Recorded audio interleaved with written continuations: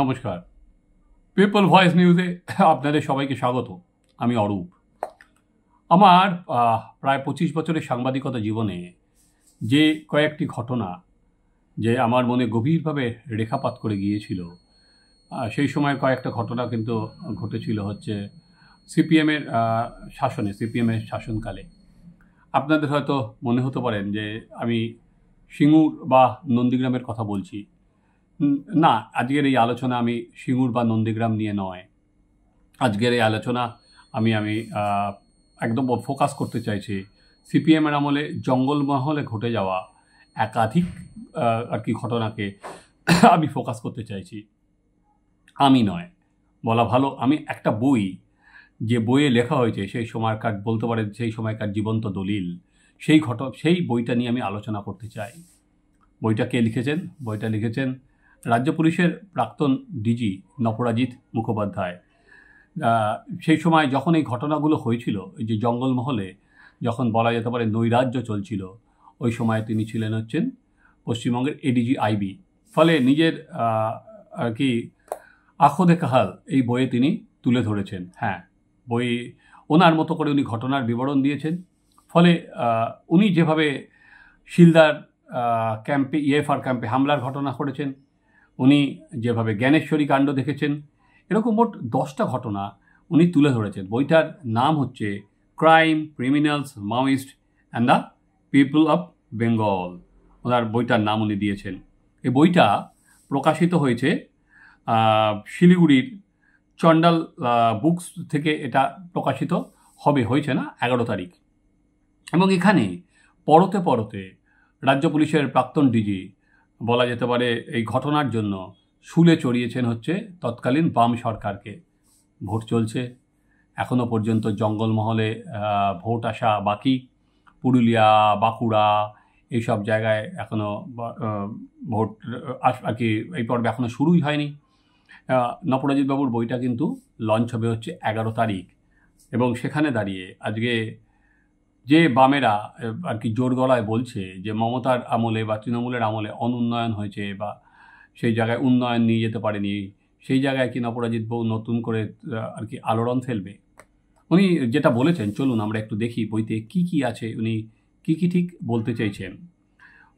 আমরা প্রথমে যদি দেখি যে সাঁওতাল, লোধা, সবর, এই বিস্তীর্ণ জঙ্গলমহল এলাকায় উনি যেটা বলছেন যে তখন যে পুলিশের অত্যাচার, তাই জন্যই কিন্তু মাওবাদীরা ঘাঁটি করার সুযোগ পেয়েছিল। কারণ স্বাধীনতার পর থেকে এই যে সমস্ত জনগোষ্ঠী লাগাতার বঞ্চনার কারণে কিন্তু স্বাধীনতার পর থেকে বলেছেন। ফলে এই সরকার, তার আগের সরকারও তার দায়ভার এড়াতে পারেন না। এইসব জনগোষ্ঠী লাগাতার কোণঠাসাই হয়েছে, তাদের কাছে উন্নয়নটা পৌঁছায়নি। এর উপর গোদের ওপর বিষ ফোড়া বলতে পারেন, সেটা হচ্ছে পুলিশের অত্যাচার, পুলিশের টাকা তোলা। পুলিশের টাকা তোলা নতুন কিছু নয়, আমরা জানি পুলিশ সব জায়গায় টাকা তোলাটাই তাদের জীবনের অন্যতম মূল মন্ত্র। কিন্তু মাওবাদী এলাকায় পুলিশ যে তুলতো, সেটা টাকা তুলতো, সেখানে দাঁড়িয়ে কিভাবে অত্যাচার করতো, সেখানে রাজ্য পুলিশের প্রাক্তন ডিজি তিনি যখন লেখেন, তখন কিন্তু খোল্লা পুলিশের অনেক ভিতরের জিনিসই বেরিয়ে যায়। কি আছে চলুন আমরা একবার সেই বইটায় উনি কি বলতে চাইছেন আমরা একবার দেখি। একে এলাকায় চাকরি নেই, তার ওপর ছোট ব্যবসায়ীদের থেকে নিয়মিত তোলা আদায় হতো। কেউ সরকারি বঞ্চনা নিয়ে প্রশ্ন তুললে, মিছিলে প্রতিবাদ করলে পুলিশ তুলে নিয়ে গিয়ে মিথ্যা কেস দিত। যেটা এখন বামেরা বারবার করে বলে মমতা বন্দ্যোপাধ্যায়ের আমলে মিথ্যা কেস দেওয়া হচ্ছে, যে বাম বিরোধীদের মিথ্যা কেস দিয়ে ঢুকিয়ে দেওয়া হচ্ছে। এটা কিন্তু নপরাজিতবাবু সেদিকে ফোকাস করেছেন। এটা কিন্তু তৃণমূলের হাতে একটা বড় অস্ত্র হতে যাচ্ছে। আপনাদের তো মনে আছে 2008 সাল, শালবনীতে জিন্দালদের কারখানা ওপেন করে ফিরছিলেন তৎকালীন মুখ্যমন্ত্রী বুদ্ধদেব ভট্টাচার্য। এবার তার কনভয়ের ওপর হামলা হয় এবং সেখানে মুখ্যমন্ত্রী বেঁচে যান। কিন্তু তারপর যেটা হয়েছিল, পুলিশ মুখ্যমন্ত্রীর এই কনভয় হামলার পর সেখানে কিন্তু লালগড় বা বিস্তীর্ণ এলাকায় যে সমস্ত মানুষ, তাদের ওপর কিন্তু অত্যাচার শুরু হয়েছিল। এবং আমার মনে আছে একজন মহিলার চোখ পর্যন্ত নষ্ট হয়ে যায়। তার নাম ছিল হচ্ছে সীতামণি মুর্মু। সেই সীতামণি মুর্মু কিন্তু জঙ্গলমহলে প্রতিবাদের মুখ হয়ে যান। ফলে সেই সীতামণি মুর্মু কে রেখে পরবর্তীকালে বামেদের বা সিপিএমকে বিরুদ্ধে ওখানে প্রচার হয়েছিল। একদিকে শবর সম্প্রদায়ের ছেলেমেয়েরা এমনিতেই চাকরি পায় না, লেখাপড়ার সুযোগ তাদের কম, অথচ পুলিশ কিন্তু ছুতোনাতায় ওই তরুণীদের হয়রান করতো। সেটাই কিন্তু অপরাজিতের বাবুর বইয়ে লেখা আছে।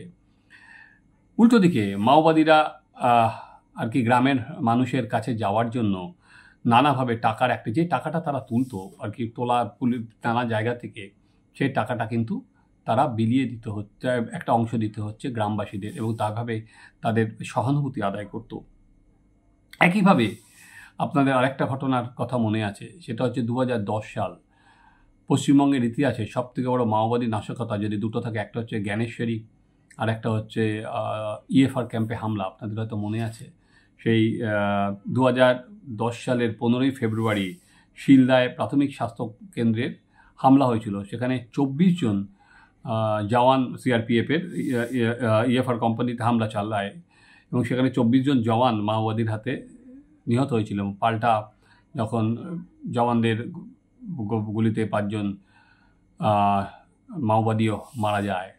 ফলে সেই ইএফআর ক্যাম্পে যে হামলা, তার সুখ্যাতি আর কি, কেন ইএফআর ক্যাম্পে হামলা হলো, এবং তার কয়েকটা লাইন আমি আপনাদের বলে দিই, উনি যেটা লিখেছেন। এবং উনি একজন নতুন একটা ক্যারেক্টার এখানে হাজির করেছেন সেখানে, এবং সে আর কি জ্ঞানেশ্বরী কাণ্ডে, তার নাম হচ্ছে চতুর। কিন্তু ইন্টারেস্টিংলি জ্ঞানেশ্বরী কাণ্ডে যেটা নেই সেটা হচ্ছে ছত্রধর মাহাতোর নাম, সেটা কিন্তু মিসিং।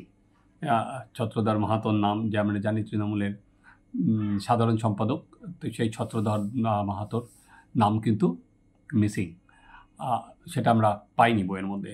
হ্যাঁ, এবার আপনাদের যেটা বলছিলাম সেটা হচ্ছে শিলদায় বিস্ফোরণ নিয়ে তিনি কি বলেছেন। কিষাণজির একটা কথাই আপনাদের, কিষাণজি, এটা হচ্ছে 14 নম্বর পাতায় আছে।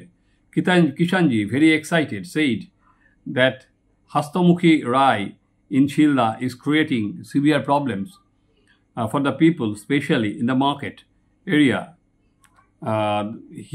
Rai was forcibly collecting money from each and every shopkeepers in the Shilda market. Those who refused to pay were being taken to the local EFR camp and beaten up. Rai was being assassinated by Jagan Thapa and 2 of his associates. The situation in Shilda market was very oppressive. The secretary of the market association has approached me through a confidential messenger. আর কি মার্কেটের যে secretary, তিনি শিয়াল এর কাছে গিয়েছিলেন, কিষাণজির সঙ্গে যোগাযোগ করেছিলেন। Robin Mondal, the market committee secretary, informed that something has to be done in order to teach a lesson to EFR camp soldiers. Day by day, their oppressive activities were increasing, causing extreme problems to the local population. Kishanji went on with the briefing in the typical style. At times, he was shouting in the voice to show anger and aggressiveness towards the enemy. ফলে ওখানকার যে সমস্ত কেন মাওবাদীরা কীভাবে সমর্থন আদায় করলো, কীভাবে পুলিশ তাদের উপর অত্যাচার চালালো, সেই ঘটনাগুলো কিন্তু উনি তুলে ধরার চেষ্টা করেছেন। ফলে ভোটের বাজার, এই বাজারে উনি যেভাবে যে দৃষ্টিকোণ থেকে তুলে ধরেছেন, তাতে স্বাভাবিকভাবে অনেক প্রশ্ন থাকবে, স্বাভাবিকভাবে অনেক প্রশ্ন তুলবে সিপিএম, কিন্তু ভোটের বাজারে এই বই কিন্তু একটা অন্যতম ইস্যু হবে। ইন্টারেস্টিংলি এখানে কিন্তু যে বড় চ্যাপ্টার, যেটা আর একটা বিতর্কের জায়গা, সেটা হচ্ছে কিষাণজির মৃত্যু। সেখানে কিন্তু উনি খুব একটা আলোকপাত করেননি। কিষাণজির মৃত্যু নিয়ে এই সরকারের বিরুদ্ধে লাগাতার প্রচার আছে, তৃণমূলের বিরুদ্ধে, যে কাজ ফুরালে কাজী, কাজ ফুরালে কিষাণজি, কাজ ফুরিয়ে গেলে কিষাণজি। কিষাণজির কীভাবে মৃত্যু হলো সেটা কিন্তু পরিষ্কারভাবে অপরাজিত বাবুর বইতে লেখা নেই। কারণ আমাদের মনে আছে যেদিন কিষাণজির মৃত্যু হয়েছিল, তখন কিন্তু মমতা বন্দ্যোপাধ্যায় দিল্লি ছিলেন, প্রেস মিট করেছিলেন কিন্তু তৎকালীন ডিজি অপরাজিত মুখার্জি। তো কিন্তু সেই পোর্শনটা মিসিং। ফলে বিতর্ক তো থাকবেই, বিতর্ক তো চলবেই।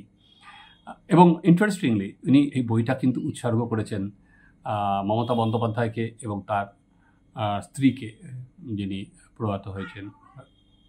মমতা বন্দ্যোপাধ্যায়কে উৎসর্গ করা ফলে বোঝাই যাচ্ছে যে উনি পুরো বিষয়টা থেমে গেছেন হচ্ছে 2011-র আগেই, তারপরে আর উনি খুব একটা যাননি, কারণ একটা মুখ্যমন্ত্রীকে যে বই উৎসর্গ করা হয়েছে, ফলে নতুন বই চায়ের কাপে নতুন করে বলা যেতে পারে তর্ক নিয়ে আসবে। সকাল এবং অপরাজিৎ মুখার্জি দীর্ঘদিন ধরে সেন্ট্রাল আইবিতে কাজ করেছেন, রাজ্যের আইবিতে কাজ করেছেন, রাজ্য পুলিশের ডিজি হিসাবে কাজ করেছেন, বিশাল ওনার পুলিশের ওনার ক্যারিয়ার, এবং সেখানে এই যে গল্প পরবর্তীকালে জানি না এটা হয়তো সিনেমা আকারে আসতে পারে, কারণ এত সূক্ষ্ম বিবরণ সেটা কিন্তু খুব একটা দেখা যায় না। কিন্তু আবারও যে বললাম, কয়েকটা জিনিস আমার আর কি জানার থাকবেই।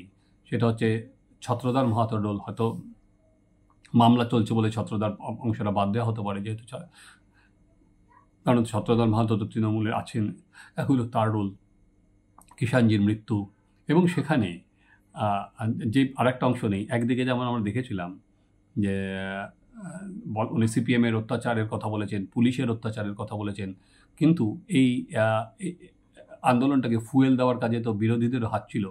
সেখানে কার কী ভূমিকা ছিল, আশা করি উনি পরের বইতে সেটা তুলে ধরবেন। আপনারা অতি অবশ্যই বইটা সংগ্রহ করবেন 11 তারিখের পর থেকে, আপনাদের ভালো লাগবে। আর কি জঙ্গলমহলের জীবন্ত দলিল একটা সময় আপনারা চোখের সামনে দেখতে পারবেন। আপনারা দেখতে থাকুন এই চ্যানেল, আমাদের চ্যানেল সাবস্ক্রাইব করুন এবং আপনাদের মতামত জানান।